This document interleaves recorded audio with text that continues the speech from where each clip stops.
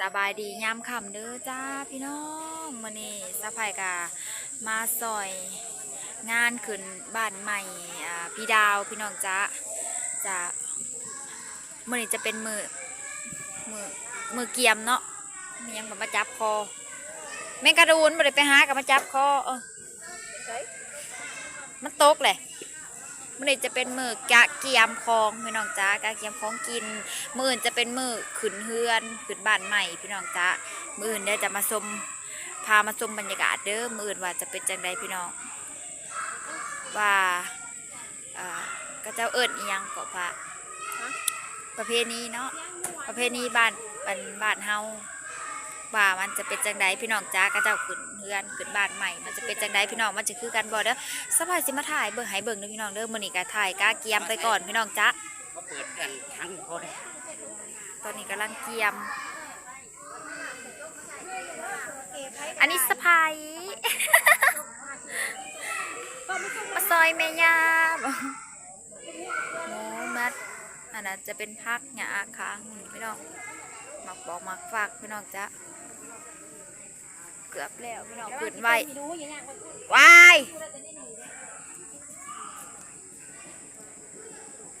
ขึ้นไว้พี่น้องยังบ่ค่อยแล้วปานใด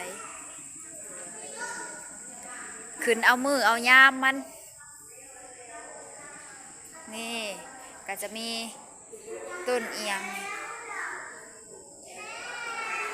นั่งต้นยังอันนี้นะต้นหมากบ่ต้นหมากต้นพูต้นอ้อยแล้วก็จะมีหมากมีพูมีอ้อยแล้วก็มีจังก็มะกล้วยพี่น้องแล้วก็นี่มะไม้เก้าย่างพี่น้องมีพิธีมืออื่นพี่น้องแล้วก็มีอันขันหาพี่น้องขันหาพอพิษอันเฮ็ดอันยังก็พระควันน้อยบอกไปจุดทีเนาะพี่น้องนี่พระควันน้อยจำสิเปื้อนเนาะพ้นแบบสีแหงสีมังแบบพ้นแบบตกลงมาใส่อันจะเป็นหมองไหวเครื่องใบคล้องพี่น้องจ้ะ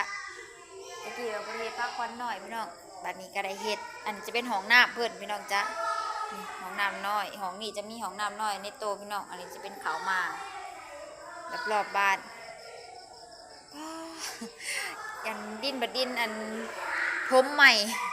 30เปื้อนมืออื่นค่ะ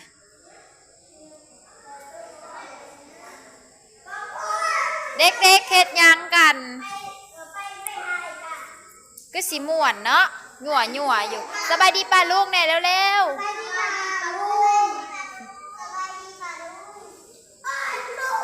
เพื่อนเราก็สีใหญ่เป็นพิเศษนะพี่น้องเงินลูกสาวหลามูลขอนลังไงขนาดยังบ่แล้วบันไดยังบ่แล้วคักพี่น้อง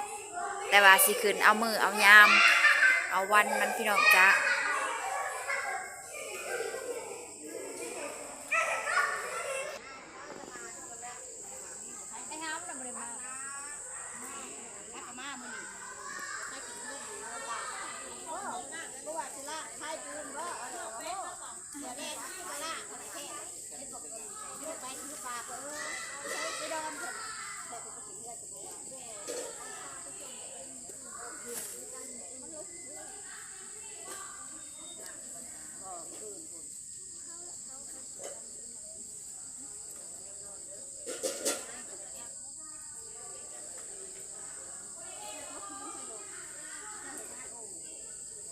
เจ้าเล็กคนนี้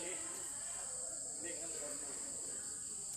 เห็ดงานของเห็ดกว่าวันนี้นี่ช่างเป็นก่อนพระตนพวกเฮา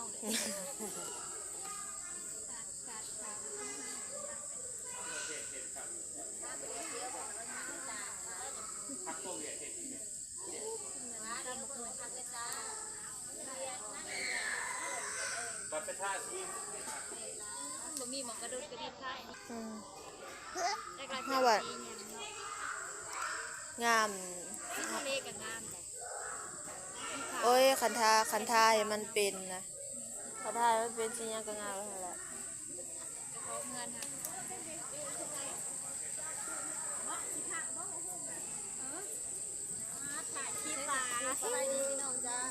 เกิดจากโมงมื้ออื่นนะ การคือเป็นจังซี่ว่า จากโมงแล้ว8 โมง8 โมงเนาะ8 โมงเฮาว่าคืนเฮือแล้วเฮาจังสิไปโรงเรียนคะแนน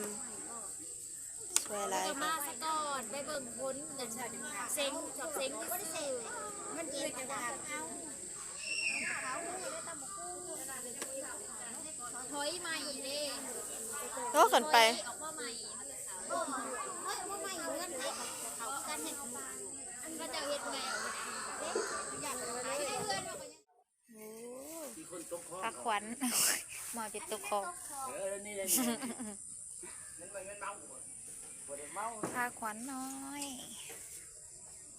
แก้มแน่มองมันได้หรอ สวยงาม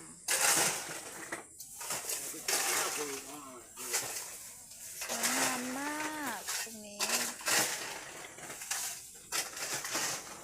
พาขวัญหน่อยนี่ประกรณ์ของพี่ดาวผู้ใดชิมายอ ให้ผู้ใดมาอ่อน จักคือบ่มีไผมาเอามาสิบเมื่อปลาแล้ว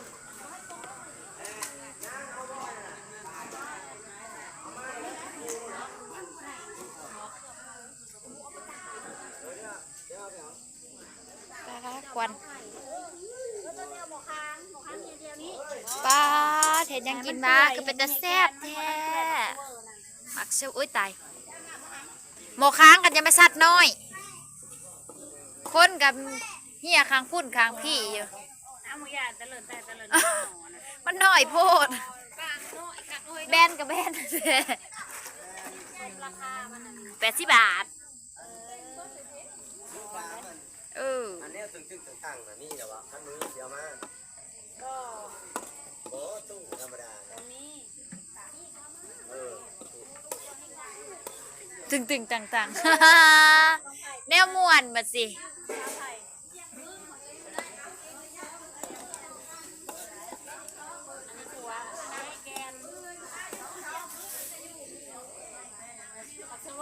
การเบิ่งน้ำมันเสวยมันเปื่อยแล้วบอก นัวกับนัวแท้ ไปหาเห็ดมาในแกงกินไม่เถอะในเทียงคนละไผ่กินจนบ่ได้ ๆ แกงเห็ดอันแกงเห็ดผงเลื้องอะไรโอ้ยแม่นะไปลูกโคม อูมามิมาก เอาทุกคนเห็ดกินแซ่บเนาะ เค็มแซ่บมาก แต่อันนี้มันยังกุดๆอยู่ได้นางมักเซเวอร์นะจองกับแบนแบนเดียวกันปะยังมาแรงกับตำมะฮุ่งพี่น้องจ้านี่นี่อันนี้จะเป็นลาบหมูพี่น้องอันนี้ตำมะฮุ่งซีมึงดูกระเดกกระต้มจ่องเนาะ มากินแล้วบ่ลูกเต้าเราด่างมากินเฉพาะจังซี่เงียบๆอะไร นี่น่าได้ผล เอาไปจะเป็นอย่าง ติ๊บใหญ่นะเอาติ๊บใหญ่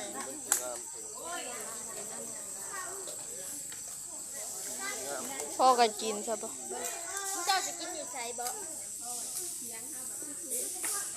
กินอยู่นี่ตอนนี้กำลังกินข้าวพี่น้อง